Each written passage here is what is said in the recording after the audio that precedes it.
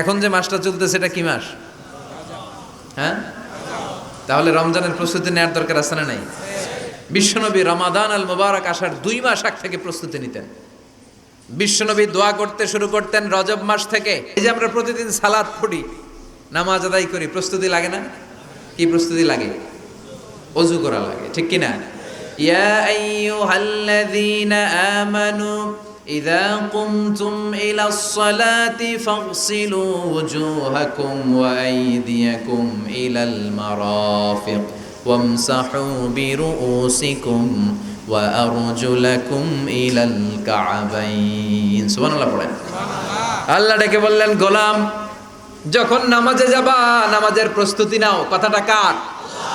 আগে চেহারা ধৌত করো, হাত দুইটা কনুই পর্যন্ত ধৌত করো, তারপরে মাথা মাসে করো, তারপর পা ধৌত করো, তারপরে সালাত কায়েম করতে যাও। তার মানে সালাত একামাতুস সালাত প্রতিষ্ঠার আগে আপনাকে প্রস্তুতি নিতে হবে। নামাজে যাওয়ার আগে ওযু করা লাগবে, ঠিক কিনা? আবার জুমার নামাজে আপনি যাবেন, জুমার নামাজে যাওয়ার আগে প্রস্তুতি আছে না নাই? কি প্রস্তুতি আছে? গোসল করা লাগে, ঠিক কিনা? আতর মাখা লাগে, সুন্দর পারফিউম দেওয়া লাগে, তারপর জুমার খুতবা শোনার জন্য মসজিদে আগে আগে যাওয়া লাগে, ঠিক কিনা? তার মানে নামাজের আগে প্রস্তুতি লাগে,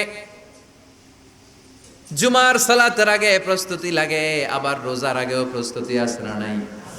বিশ্বনবী রমাদান আল মুবারক আসার 2 মাস আগ থেকে প্রস্তুতি নিতেন। বিশ্বনবী দোয়া করতে শুরু করতেন রজব মাস থেকে, আর আল্লাহর কাছে বলতেন, আল্লাহুম্মা বারিক লানা ফি রজব ওয়া শাবান ওয়া বাল্লিগনা রমাদান। রজব শাবানে বরকতে দাও, রমজান মাসে গুনাহ ঝরাও, সপ্তাহ জুড়ে তুমি বরকতে দাও, জুমার দিনেতে গুনাহ ঝরাও, রজব শাবানে বরকতে দাও, রমজান মাসে গুনাহ ঝরাও। চিল্লায় পড়েন আমিন। রমজান আসার 2 মাস আগে বিশ্বনবী রজব মাস থেকে রমজানের প্রস্তুতি নিতেন। আল্লাহু আকবার। আর পড়তেন, আল্লাহুম্মা বারিক লানা ফি রজব ওয়া শাবান। ও আল্লাহ, রজব আর শাবান মাসে আপনি বরকত দেন, ওয়া বাল্লিগনা রমাদান, রমজান মাসে পৌঁছে দেন। এখন যে মাসটা চলতেছে এটা কি মাস? হ্যাঁ, তাহলে রমজানের প্রস্তুতি নেওয়ার দরকার আছে না নাই? রমজানের 2 মাস আগ থেকে উনি প্রস্তুতি নিতেন। এরপরে ঈদ আসার আগে রমজানের প্রস্তুতি আছে না নাই? তার মানে নামাজের আগে প্রস্তুতি লাগে, রোজার আগে প্রস্তুতি লাগে, ঈদের আগেও প্রস্তুতি লাগে। এরপরে হজ যদি পালন করতে চান তারও প্রস্তুতির দরকার আছে না নাই? একজন হজ করবে, প্রস্তুতি লাগবে না? কি প্রস্তুতি লাগবে? হ্যাঁ, পাসপোর্ট লাগবে, হজের ভিসা লাগবে, তারপরে রেজিস্ট্রেশন করা লাগবে, আশকোনার হাজি ক্যাম্পে প্রশিক্ষণ নেওয়া লাগবে, রিয়াল কেনা লাগবে, ইজার কেনা লাগবে, রিদা কেনা লাগবে, বেল্ট কেনা লাগবে, হজের নিয়ম কানুন জানা লাগবে, ঠিক কিনা? দেখেন, নামাজের আগে প্রস্তুতি লাগে, রোজার আগে প্রস্তুতি লাগে, হজের আগে প্রস্তুতি লাগে, কিন্তু যাকাতের আগে লাগে না। হ্যাঁ, যাকাতের জন্য 1 বছর আগ থেকে প্রস্তুতি নেওয়া লাগে।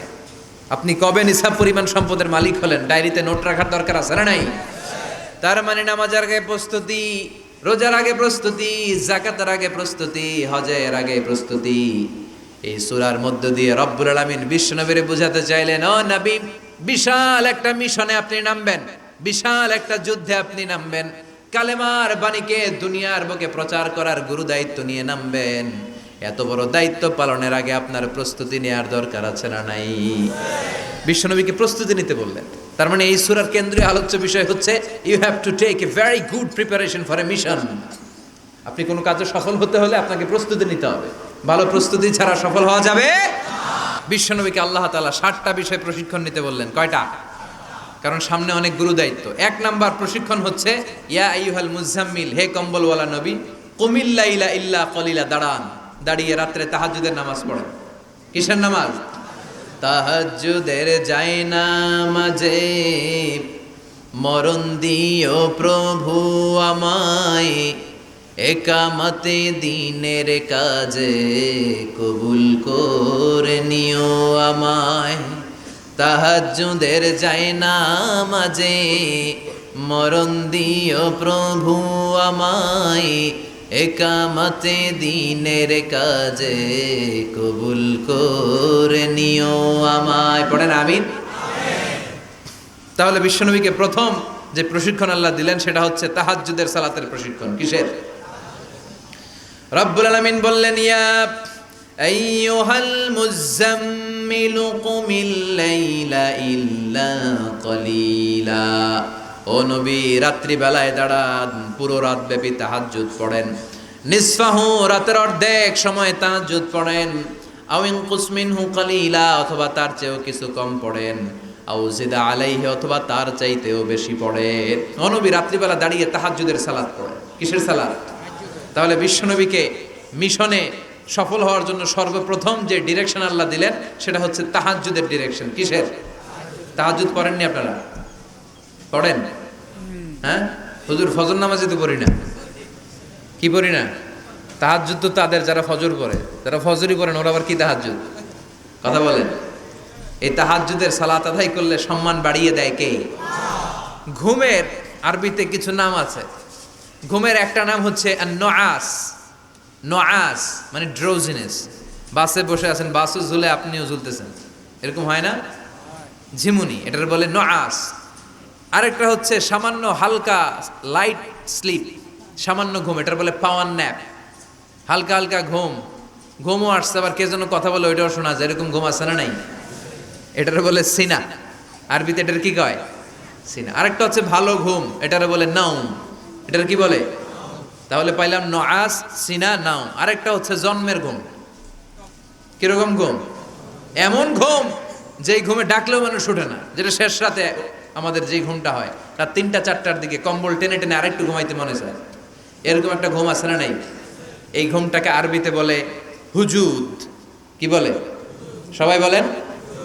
এই হুজুদের ঘুমকে স্যাক্রিফাইস করে ওই টাইমে যে সালাতটা পড়া হয়, ওই সালাতকে আরবিতে বলে সলাতুল হুজুদ বা সলাতুত তাহাজ্জুদ। সুবহানাল্লাহ পড়বেন না? এজন্য রাব্বুল আলামিন বলেন, ওয়া মিনাল লাইলি ফাতাহাজ্জাদ বিহি নাফিলাতান লাকা আসা আন ইয়াবআসাকা রাব্বুকা মাকামাম মাহমুদা। ও নবী, রাত্রিবেলা দাঁড়িয়ে আপনি তাহাজ্জুদের নামাজ পড়েন, আশা করা যায় বিশাল সম্মানিত মহিমান্বিত জায়গায় আল্লাহ আপনারে বসায়া দিবে গো নবী। ঠিক কি না? তাহাজ্জুদের সালাত পড়লে মর্যাদা বাড়ায় দেয় কে? মুমিনের বৈশিষ্ট্য, তারা রাত্রিবেলা তাহাজ্জুদের সালাত পড়ে। ইমানদারদের বৈশিষ্ট্য, তারা হলো ফুরসানান নাহার রুহবানাল লাইল।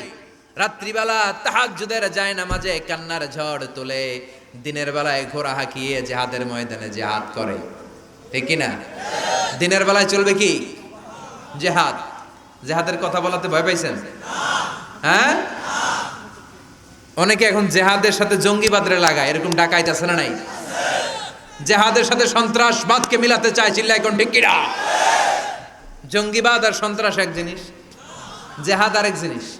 জিহাদরে ফরজ করছে কে? আর জঙ্গিবাদকে হারাম করেছে কে? জঙ্গিবাদকে দমন করার জন্য আল্লাহ তাআলা জিহাদের মতো বিধানকে ফরজ করেছেন, চিল্লায় বলেন ঠিক কিনা? যারা হকের পক্ষে, যারা কল্যাণের পক্ষে, যারা মানবতার পক্ষে, এরা হচ্ছে মুজাহিদ। আর যারা হক সহ্য করে না, মানবতাকে সহ্য করে না, শান্তির কথাকে সহ্য করে না, এরা হলো এক একটা জঙ্গি, চিল্লায় এখন ঠিক কিনা? আবু জাহেল ছিল জঙ্গি আর বিশ্বনবী ছিলেন মুজাহিদ।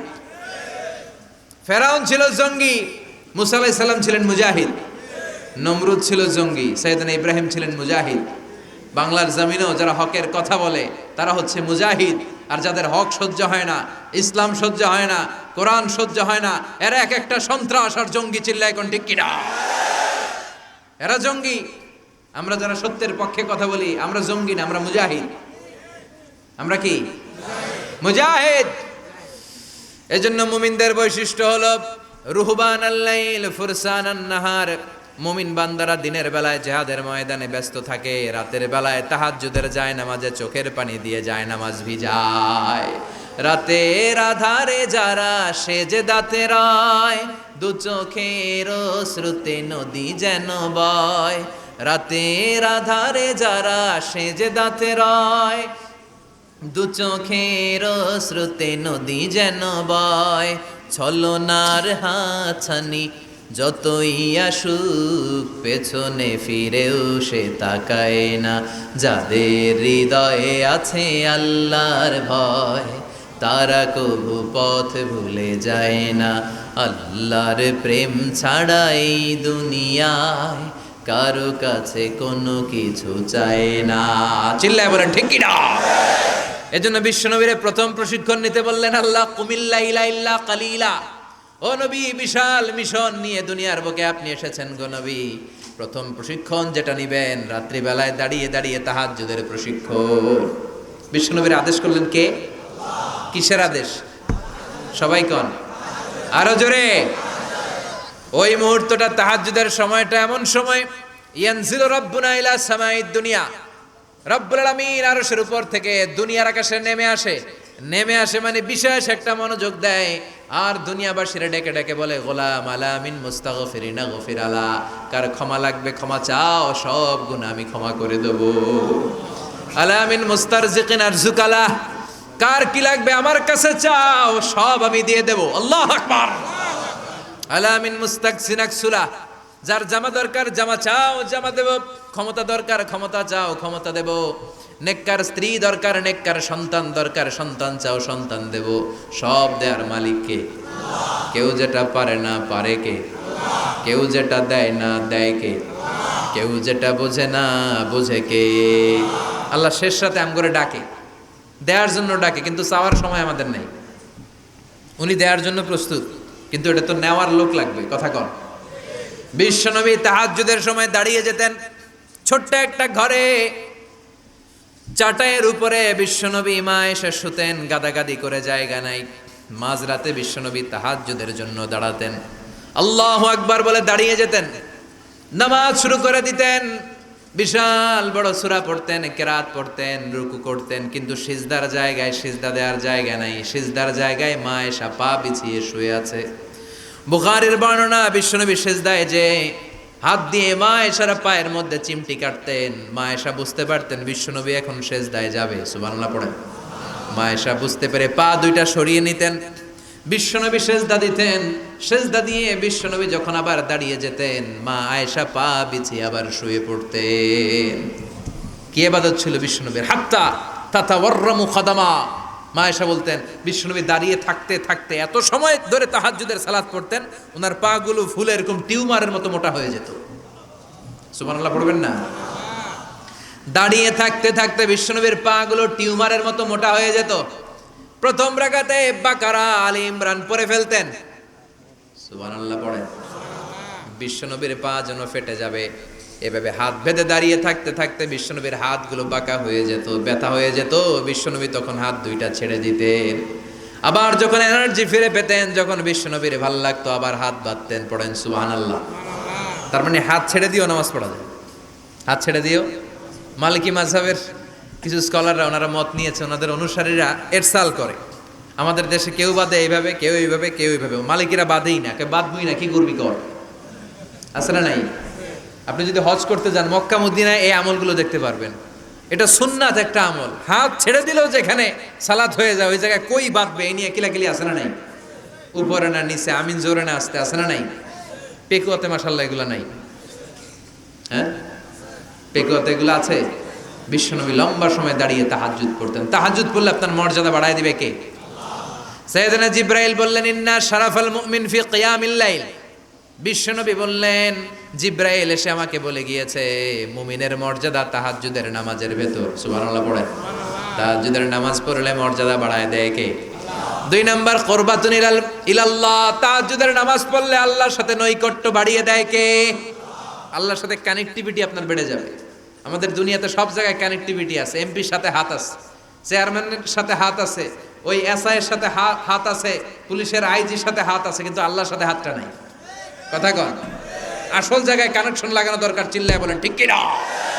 মান লাহুল মাওলা ফালাহুল কুল্লু।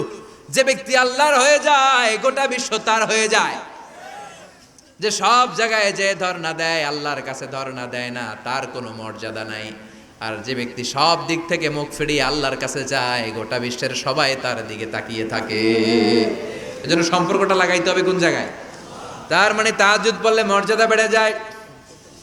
আল্লাহর সাথে সম্পর্ক বেড়ে যায়। বিশ্বনবী বললেন মানহাতুনা আনিল ইসিম, তাহাজ্জুদের নামাজ পড়লে তাহাজ্জুদের নামাজ আপনারে পাপ কাজ থেকে বাধা দিবে। সুবহানাল্লাহ পড়ে। তাহাজ্জুদ যারা পড়ে এরা পাপ কাজ করে না, চিল্লায় কোন ঠিক কিনা? 4 নম্বরে মুকাফফিরাতুল লিসাইয়্যাত, পাপ আর অন্যায় যদি কিছু হয়েও থাকে তাহাজ্জুদের নামাজ পড়লে তাহাজ্জুদের নামাজ পাপগুলোরে ধুয়ে মুছে সাফ করে দেয়। এজন্য তাহাজ্জুদ পড়ার দরকার আছে না নাই? বিশ্বনবীরে বললেন আপনার প্রথম প্রশিক্ষণ হচ্ছে তাহাজ্জুদের প্রশিক্ষণ। কিসের প্রশিক্ষণ? এজন্য আল্লাহ বললেন ইয়া আইয়ুহাল মুযাম্মিলু কুমিল লাইলা ইল্লা কলিলা নিসফাহু আও ইনকুস মিনহু কলিলা আও জিদ আলাইহি ওয়া রাত্তিলিল কুরআনা তারতিলা। সুবহানাল্লাহ পড়ো। 1 নাম্বার প্রশিক্ষণ চলে গেল। 1 নাম্বার প্রশিক্ষণ কি ছিল? তাহাজ্জুদ। আওয়াজ করে বলেন না কি ছিল? 2 নাম্বার প্রশিক্ষণ ওয়ারাত্তিলিল কুরআনা তারতিলা। ও নবী, মন গড়া কোরআন তেলাওয়াত করবেন না, যেমন মন চায় তেমন কোরআন পড়া যায় না। ওয়ারাত্তিলিল কুরআনা তারতিলা, তারতিলের সাথে তাজবিদের সাথে মাখারিজুল হুরুফ মেইনটেইন করে আপনি তারতিলের সাথে তেলাওয়াত করেন। যারা তারতিলের সাথে তেলাওয়াত করেন কিয়ামতের দিন আল্লাহ বলবে ইকরা ওয়ারতাকি ওয়ারাত্তিল কামা কুনতা তুরাত্তিলু ফিদ দুনিয়া। দুনিয়াতে যেমনে পড়েছো পড়ো, যত আয়াত পড়বা জান্নাতের বিল্ডিং তত লম্বা হয়ে যাবে। আল্লাহু আকবার। সাইয়েদনা আনাস রাদিয়াল্লাহু তাআলা আনহু ছিলেন বিশ্বনবীর খাদেম। সাইয়েদনা আনাসকে জিজ্ঞেস করা হলো কাইফা কানা কিরাআতু রাসূলিল্লাহ, ও আনাস বিশ্বনবীর কোরআন তেলাওয়াত কেমন ছিল? সাইয়েদনা আনাস বললেন কানাত কিরাআতুহু মাদ্দান, বিশ্বনবী টেনে টেনে কোরআন তেলাওয়াত করতেন। সুবহানাল্লাহ পড়েন। সুবহানাল্লাহ। কিভাবে পড়তেন? টেনে টেনে টেনে টেনে কোরআন তেলাওয়াত করতেন। আবার বিশ্বনবীর স্ত্রী আমাদের আম্মা জান উম্মে সালামাকে জিজ্ঞেস করা হলো কাইফা কানা কিরাআতু রাসূলিল্লাহ, ও আম্মা জান বিশ্বনবীর কোরআনের তেলাওয়াত কেমন ছিল? তিনি বললেন কানা ইউকাত্তিউ কিরাআতাহু আয়াতান আয়া, বিশ্বনবী আয়াত আয়াত করে তেলাওয়াত করতেন। একটা আয়াত টেনে টেনে পড়তেন, শেষ করতেন, আরেকটা আয়াত ধরতেন, আবার শেষ করতেন। সুবহানাল্লাহ। কি তেলাওয়াত ছিল বিশ্বনবীর! বিশ্বনবীর কণ্ঠের তেলাওয়াত শুনে অনেক কাফের কালিমা পড়ে মুসলমান হয়েছে। সুবহানাল্লাহ আসতে বলেন। বিশ্বনবীর কণ্ঠের তেলাওয়াত শোনার জন্য শুধু মুমিনরাই পাগল ছিল না, আবু জাহেল, উতবা, শাইবা, ওয়ালিদ ইবনে মুগিরা এগুলোও পাগল ছিল। দিনের বেলা আবু জাহেল, উতবা, শাইবা বিশ্বনবীর বিরোধিতা করতো, আর রাত্রে বেলা লুকিয়ে লুকিয়ে বিশ্বনবীর কণ্ঠের তেলাওয়াত শোনার জন্য যেত। সুবহানাল্লাহ পড়বেন না? দিনের বেলা ভাষণ দিতে খবরদার কেউ মুহাম্মাদের কণ্ঠের তেলাওয়াত শুনতে যেতে পারবি, কিন্তু রাত্রে বেলা লুকায় লুকায় নিজেই যেত। না জানি কত সুন্দর কণ্ঠ ছিল আমার নবীর, না জানি কি সুরের ঝংকার আর রহুরি খেলতো যখন নবী তেলাওয়াত করতো। সুবহানাল্লাহ পড়বেন না?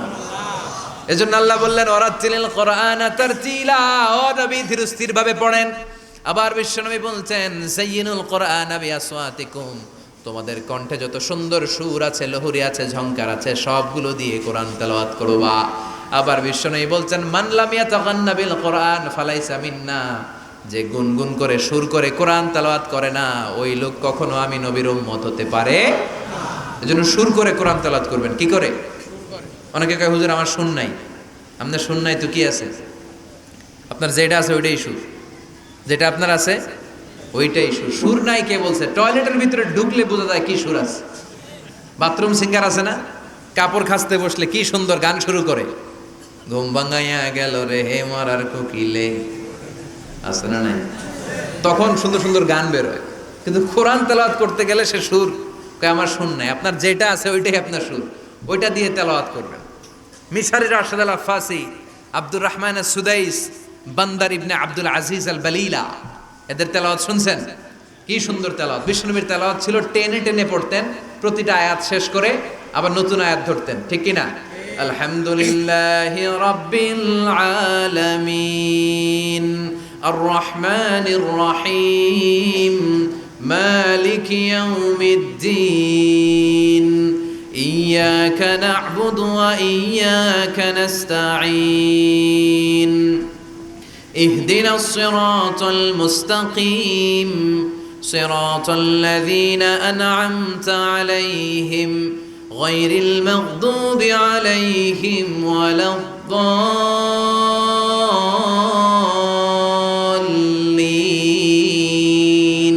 পড়ে না আমিন? থেমে থেমে এক আয়াত শেষ আরেক আয়াত, ওই আয়াত শেষ তারপর আরেক আয়াত। বিশ্বনবী বলে রুব্বা কারিলিল কোরআন ওয়াল কোরআনু ইয়ালআনুহু, কোরআনের অনেক কারি আছে যে কারীদেরকে কোরআন রহমত না দিয়ে লানত দেয়। এরকম আছে না নাই? বিশ্বনবী প্রতি আয়াতের পরে থামতেন, কি সুন্দর টেনে টেনে পড়তেন। আর আমাদের তারাবির নামাজে কি অবস্থা? জাপানের বুলেট ট্রেনও ফেল হাফেজ সাহেবের কাছে, আছে না নাই? হাফেজ সাহেবরা খবরদার, এভাবে কোরআন পড়বেন না। এভাবে কোরআন তেলাওয়াত করলে রহমত না পেয়ে আপনার কপালে লানত জুটবে। চিল্লায় বলেন ঠিক কি না? এজন্য 2 নাম্বার প্রশিক্ষণ রব্বুল আলামিন বিশ্বনবীকে দিলেন আর বললেন ওয়ারাত্তিলিল কুরআনা তারতিলা। ও নবী, রাত্রিবেলায় তাহাজ্জুদের নামাজে ধীরস্থির ভাবে কোরআন তেলাওয়াত করেন। এরপর আল্লাহ বললেন ইন্না সানুলকি আলাইকা কওলান সাকিলা। ও নবী, অচিরেই ভারী একটা কথা, ভারী একটা বাণী, অনেক ওজনওয়ালা কোরআন আমি আপনার উপরে নাজিল করে দেব। সুবহানাল্লাহ পড়ে। কওলান সাকিলা, it's a very heavy and weightful word. কোরআনের এই কথাগুলোর একটা আলাদা ওজন আছে না নাই? বিশ্বাস হয় না সন্দেহ লাগে? বিশ্বনবীর কাছে যখন কোরআনের আয়াত নাজিল হতো, মা আয়েশা বর্ণনা করেন প্রচন্ড শীতের রাতে, কিসের রাতে? কথা শুনতেছেন? প্রচন্ড শীতের রাতে বিশ্বনবী ঘেমে ঘেমে একাকার হয়ে যেতেন। মাঘ মাসের শীত, মা আয়েশা বলে আমরা কম্বল গায়ে দিয়ে শুই, কিন্তু বিশ্বনবীর কাছে যখন কোরআন নাজিল হয় বিশ্বনবী ঘেমে ঘেমে একাকার হয়ে যেতেন। সুবহানাল্লাহ পড়ে। বিশ্বনবী যখন ওটের উপর বসা অবস্থায় কোরআনের আয়াত নাজিল হতো, ওটের বুকটা জমিনে লেগে যেত। বিশ্বনবী ঘোড়ার উপরে বসা অবস্থায় যখন কোরআনের আয়াত নাজিল হতো, ঘোড়ার পাগুলো জমিনের ভেতরে গেড়ে যেত। বিশ্বনবী মাঝে মাঝে অনেক সাহাবাদের রানের মধ্যে মাথা রেখে শুয়ে পড়তেন। ওই অবস্থায় যখন কোরআনের আয়াত নাজিল হতো, সাহাবারা বলতো আমাদের হাড্ডিটা ফেটে টুকরা টুকরা হয়ে যাবে, এরকম মনে হতো। তার মানে কোরআনের আয়াতের একটা ভার আছে না নাই? এজন্য রাব্বুল আলামিন বলেন লাউ আনজালনা হাযাল কুরআন আলা জাবালিন লারাআইতাহু খাশিআম মুতাসাদ্দিআম মিন খাশিয়াতিল্লাহ। ও নবী, কোরআনকে মানুষের উপর নাজিল না করে যদি পাহাড়ের উপর নাজিল করতাম, আপনি দেখতেন কোরআনের ভারে বড় বড় পাহাড়গুলো ভেঙে চুরে খান খান হয়ে যেত গো নবী। কোরআনকে যদি মাউন্ট এভারেস্টের উপর আল্লাহ নাজিল করতো, পাহাড়টা ভেঙে দুমড়ে মুচড়ে চূর্ণ বিচূর্ণ হয়ে যেত। চিল্লা এখন ঠিক কিনা? এজন্য আল্লাহ বললেন এটা অনেক ভারী একটা বাণী, এই বাণী আমি আপনার উপরে নাজিল করব। এরপর আল্লাহ বললেন ইন্না নাশিয়াতাল লাইলি হিয়া আশাদ্দু ওয়াতআন ওয়া আকামু কিলা। ও নবী, রাত্রিবেলা যদি আপনি তাহাজ্জুদের নামাজ পড়েন, আপনার মনোযোগায়নকে শক্তিশালী করে দিবে কে? আপনার কথা বলার যোগ্যতাকে মজবুত করে দিবে কে? কেন আপনি রাত্রিবেলায় তাহাজ্জুদ গুজার হবেন? কারণ ইন্নালাকা ফিন নাহারি সাবাহান তাবিলা। দিনের বেলায় অনেক ব্যস্ততা আছে না নাই? দিনের বেলায় মানুষগুলো কাজকর্ম নিয়ে ব্যস্ত হয়ে যায়, তখন অনেক গোলমাল। তখন নয়, রাত্রিবেলা তাহাজ্জুদ পড়েন, আপনার মর্যাদা বাড়িয়ে দিবে কে? এরপরে 3 নাম্বার প্রশিক্ষণের কথা আল্লাহ বললেন ওয়াযকুর ইসমা রাব্বিকা ওয়া তাবাত্তাল ইলাইহি তাবতিলা। প্রথম প্রশিক্ষণ তাহাজ্জুদের প্রশিক্ষণ। কিসের? দ্বিতীয় প্রশিক্ষণ মনোযোগের সাথে ধীরস্থিরভাবে কোরআন তেলাওয়াতের, তারতিলের সাথে কোরআন তেলাওয়াতের প্রশিক্ষণ। ঠিক কিনা? 3 নাম্বার প্রশিক্ষণ ওয়াযকুর ইসমা রাব্বিক। সব সময় রবের জিকির করবেন। জিকির চলবে কার? লা ইলাহা লা ইলাহা ইল্লাল্লাহু মুহাম্মাদুর রাসূলুল্লাহ সাল্লাল্লাহু। ওয়াযকুর ইসমা রাব্বিক। ও নবী, আপনার রবের নাম স্মরণ করেন। সব সময় জিহ্বায় একজনের নাম থাকবে, তিনি কে? আমাদের রব কে? আল্লাহ আমারে রব, দমে দমে তনু মনে তারি অনুভব। পড়েন আল্লাহ আমারে রব, তোমারে দুনিয়াতে আমি যেদিকে তাকাই, অথই নিয়ামাতে ডুবে আছি সবাই। পাখ পাখালির গানে শুনি তাসবিহ কল রব, তাসবিহ কল রব। আল্লাহ আমারে রব। ওয়াযকুর ইসমা রাব্বিক। রবের নামকে স্মরণ করেন নবী। বিপদে পড়লে একজনের নামের জিকির চলবে। চিল্লায় বলেন তিনি কে? তার মানে 3 নাম্বার প্রশিক্ষণ নিতে বললেন, সব সময় একজনকে ডাকবেন, তিনি হলেন রব। এই কথা বলার পরে বিশ্বনবী দুনিয়ার বুকে যত দোয়া করতেন তার বেশিরভাগ দোয়ার শুরুতে রবের নাম আছে না নাই? রব্বানা যালামনা আনফুসানা ওয়া ইল্লাম তাগফির লানা ওয়া তারহামনা লানাকুনান্না মিনাল খাসিরিন। আবার বিশ্বনবী পড়তেন রব্বানা আতিনা ফিদ দুনিয়া হাসানাতাও ওয়া ফিল আখিরাতি হাসানাতাও ওয়া কিনা আযাবান নার। আবার আমরা যখন রুকুর মধ্যে যাই তখন রবের নাম আছে না নাই? সুবহানা রাব্বিয়াল। আবার যখন সিজদায় যাই তখনও রবের নাম আছে না নাই? সুবহানা রাব্বিয়াল। এজন্য 3 নাম্বার প্রশিক্ষণ, ওয়াজকুর ইসমা রাব্বিকা, নবী রবের নাম স্মরণ করেন। 4 নাম্বার প্রশিক্ষণ, ওয়াতাবাত্তাল ইলাইহি তাবতিলা, আপনি যখন সময় পাবেন রবের ইবাদতে মশগুল হয়ে যান। কার ইবাদতে? কার ইবাদতে?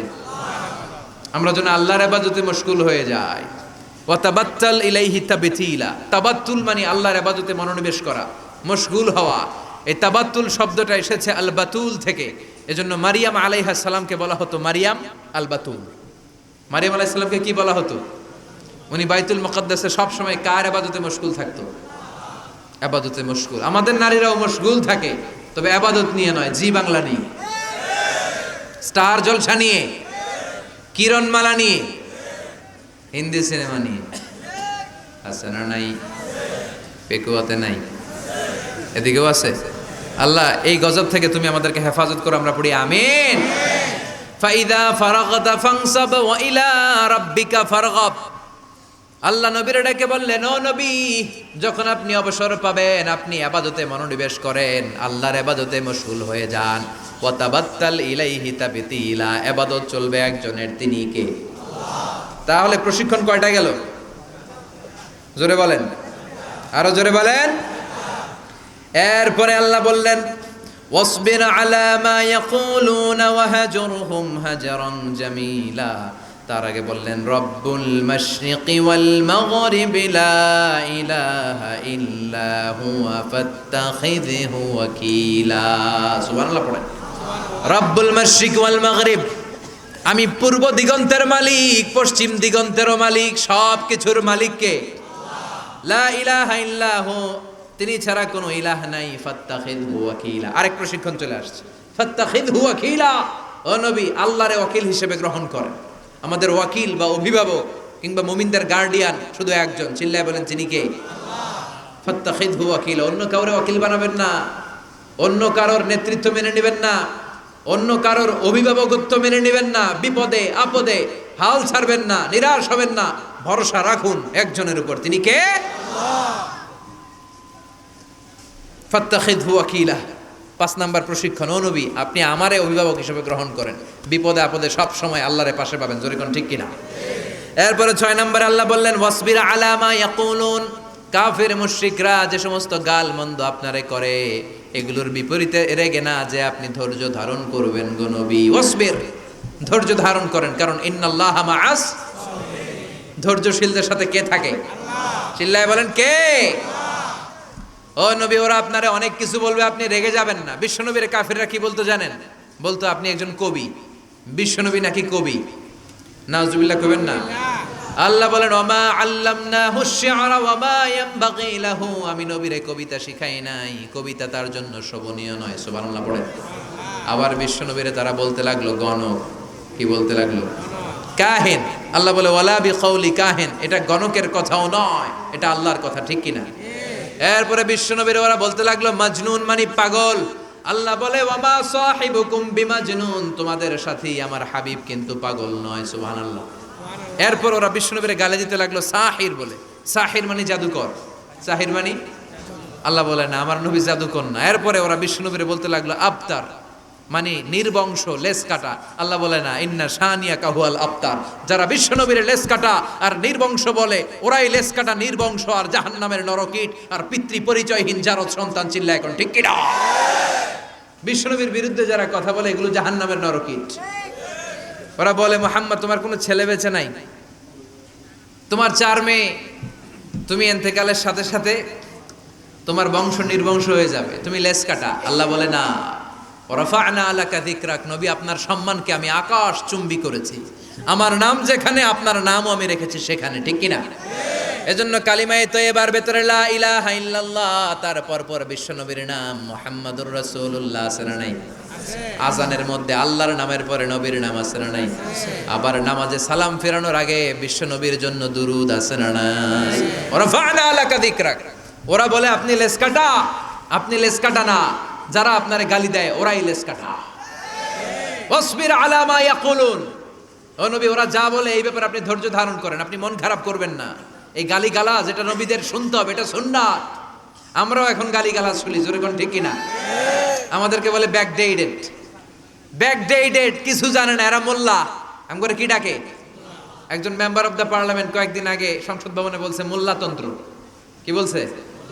ইসলামের কথা ভালো লাগে না, এই কাদিয়ানীদের সাফাই গায়, আছে না নাই? বিশ্বনবী যে শেষ নবী এটা মানে না কাদিয়ানীরা, উনি কাদিয়ানীদের সাফার গায়, তার মানে ইসলাম ওনার ভাল লাগে না, ওনার ভাল লাগে কাদিয়ানী সম্প্রদায়কে। চিল্লা এখন ঠিক কিনা? বিশ্বনবীরে বলেছে কবি, ওনারে বলেছে গণক, ওনারে বলেছে জাদুকর, ওনারে বলেছে পাগল, ওনারে বলে লেস কাটা। ওই গালিগুলো আমাদেরও শুনতে হবে যদি নবীর অনুসারী হই। আমাদেরকে এখন গণক বলে না, পাগল বলে না, আমাদেরকে বলে মোল্লা, আমাদেরকে বলে রাজাকার, আমাদেরকে বলে যুদ্ধাপরাধী। চিল্লা এখন ঠিক কিনা? যুগে যুগে গালিগালাজ আছে না নাই?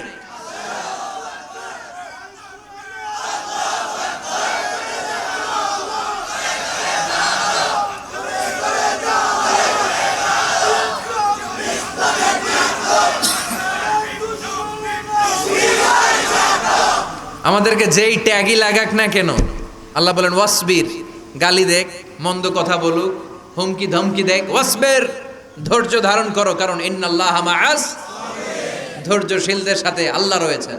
যারা জমিনের উপর জুলুম করে তাদের জন্য আল্লাহ কোনো সাহায্য পাঠায় না। আর জমিনে যারা মাজলুম, যাদের রক্ত জমিনে লাগে, ওই জমিনের ক্ষমতা আল্লাহ মাজলুমদের হাতে তুলে দেয়। চিল্লা এখন ঠিক কিনা? রাত্রি যত গভীর হয় সুবহে সাদিকের সময় কাছে আসতে থাকে, ঠিক কিনা?